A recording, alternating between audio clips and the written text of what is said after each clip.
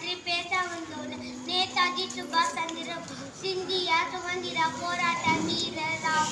நேதாஜி அவர்கள் 1897 ஒரிசா மாநிலத்தில் உள்ள கட்டாக் என்ற இடத்தில் பிறந்தார். இந்தியாவில் முதலில் ராணுவ படையை உருவாக்கினார். நேதாஜி ராணுவத்தில் பெண்களுக்கு ஜான்சி ராணி படை தொடங்கினார். ஜெய் ஹிந்த் ஸ்லோகனை பயன்படுத்த நேதாஜி ஆகஸ்ட் 18,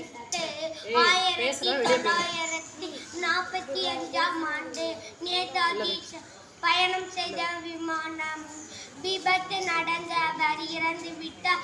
நன்றி.